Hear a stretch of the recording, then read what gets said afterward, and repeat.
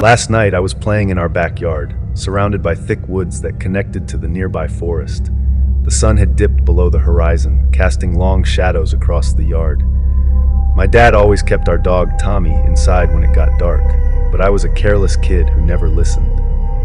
As I tossed the ball into the fading light, the atmosphere felt unsettling. Howls echoed in the distance, blending with the chirps of crickets and the occasional roar of wild animals. I was caught up in the fun, but Tommy seemed uneasy. He kept glancing toward the woods, his ears perked, as if sensing something lurking just beyond the trees. Accidentally, I threw the ball too far, sending it deep into the woods. "Go get it, Tommy!" I shouted, unaware of the danger that lay ahead. He bolted after it, but halted at the edge of the woods, looking back at me with wide, fearful eyes. My heart raced, and curiosity got the better of me. "It's not far," I urged, trying to sound brave. Tommy hesitated, then stepped into the shadows of the trees. Moments later, he vanished from sight.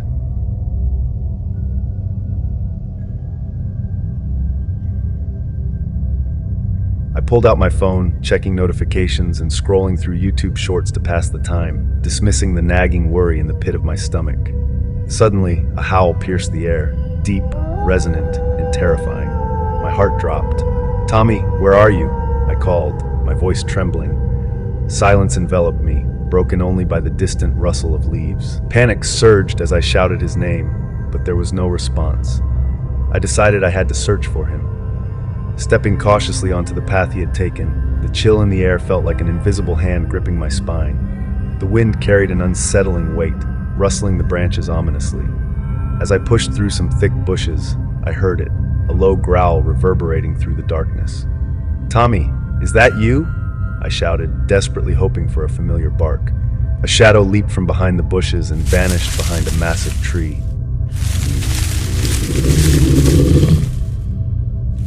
My heart raced faster than my feet as I strained to see what it was. Just then, I heard Tommy barking frantically from the spot where the creature had disappeared.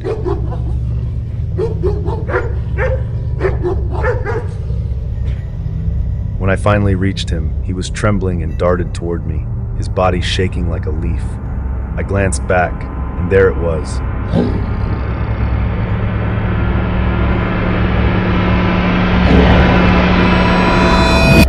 A hulking figure, nearly 8 feet tall, with glowing red eyes peering at us from behind the tree. My breath hitched in my throat as I noticed its massive, hairy tail swinging ominously in the air. The creature let out a blood-curdling scream that echoed through the woods, sending shivers down my spine. Without a second thought, I sprinted back to the house, with Tommy close behind me. We bolted through the back door, locking it with shaking hands. I peeked through the window, heart pounding, and saw the creature standing on 2 legs just outside the reach of the porch light. It stood there watching before disappearing into the darkness of the woods. That night, fear gripped me as I sat on the floor of my bedroom, clutching Tommy tightly. The shadows in the corners seemed to pulse with menace, and every creak of the house felt amplified. I tried to convince myself it was just my imagination, but the memory of those glowing red eyes haunted me.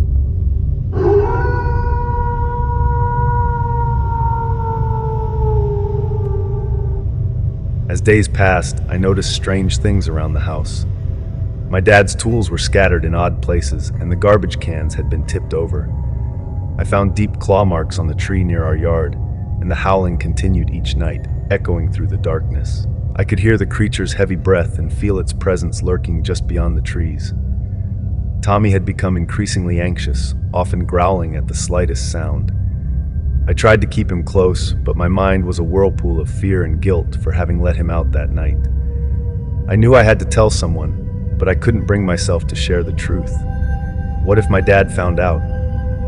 I could only imagine the disappointment in his eyes. One afternoon, I gathered enough courage to explore the woods again. The sun was high, casting a golden hue over everything, but the memory of that night lingered like a shadow. Tommy stayed close by my side, still apprehensive, his ears perked at every rustle. I ventured further into the woods than I had before, convinced that understanding the area might lessen my fear. As I walked, the underbrush thickened, and the air turned cool and damp. I stumbled upon an old, decrepit cabin, partially hidden by overgrown foliage. Its door hung ajar, creaking softly in the wind. Something inside me urged me to explore, but the memory of that creature's roar held me back. I took a deep breath, the fear battling with an overwhelming curiosity. Pushing the door open, I stepped inside.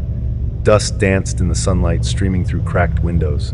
The interior was filled with remnants of a forgotten past, faded photographs, tattered furniture, and the lingering scent of decay. As I explored, I found a strange symbol carved into the wooden floor, resembling a circle with claw marks radiating from it. A chill ran down my spine. It felt ominous, like a warning. As night fell, I hurried back home, the woods behind me darkening into a tangled mass of shadows. Tommy whined softly, sensing the tension in the air.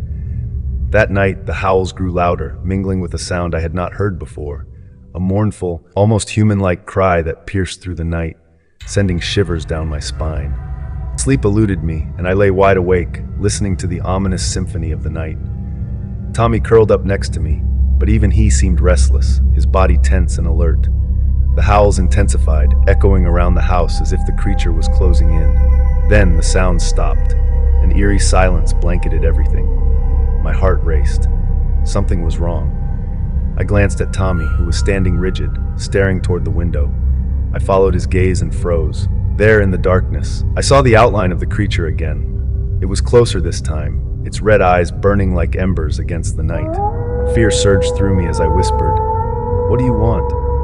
But the creature remained still, observing us, its breath heavy and deliberate. Suddenly it turned and bolted into the shadows, disappearing as quickly as it had appeared. I felt a mix of terror and relief wash over me, but deep down I knew it wouldn't stop. The creature was toying with us, and I needed to understand what it was and why it haunted our home. I resolved to uncover the truth. The next day I gathered the courage to return to the cabin, but my heart felt heavy. Tommy remained outside, a silent sentinel as I entered. I scoured the place, searching for clues about the creature. In the back room I found an old journal, its pages yellowed with age. It was filled with ramblings about the woods, strange rituals, and sightings of a beast that roamed the night. My hands trembled as I read about a legend, a creature that was once a man, cursed by the forest for his sins. The more he hunted, the more he became something monstrous, forever trapped in the shadows. I couldn't shake the feeling that this was no mere tale. It felt real, and I was caught in the middle of it. Suddenly, the journal fell open to a page with a map. Marked were several locations around the woods, including a spot labeled Cursed Grove. I felt a pull toward it, an urge to confront whatever lay there. I had to see it for myself. As dusk approached, I made my way to the grove, Tommy by my side. The air grew colder, and a thick fog rolled in, wrapping around us like a shroud. The deeper we went, the more oppressive the atmosphere became. The trees seemed to close in, whispering secrets I couldn't understand. Finally, I reached a clearing, and what I found made my blood run cold. In the center lay remnants of old totems, surrounded by markings similar to those in the cabin. The ground was disturbed, as if something had recently broken through. My heart raced as I realized this was the heart of the creature's territory. As night fell, I felt a shift in the air. The howling returned, louder and more feral than before. I turned to leave, but before I could react, a figure emerged from the shadows, a silhouette against the moonlight. It was the creature, towering and more terrifying than I had imagined, with eyes that glowed like burning coals. "Leave this place," it growled, the sound echoing through the grove. I stumbled back, my voice caught in my throat. Tommy barked, and I felt a surge of courage. "What do you want?" I shouted, desperation flooding my words. "Why are you tormenting us?" The creature took a step forward, its gaze piercing into my soul.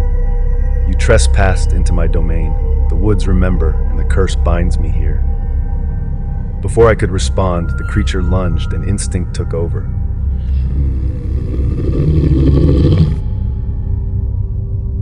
I turned to run, dragging Tommy along as the forest closed in behind us. We sprinted through the trees, branches scratching at my arms, the howls echoing like a cacophony. We reached home and locked all the doors. I told my dad everything, and surprisingly, he believed us. He said, "If he returns, we have to leave this place." When the sun came up, we immediately left.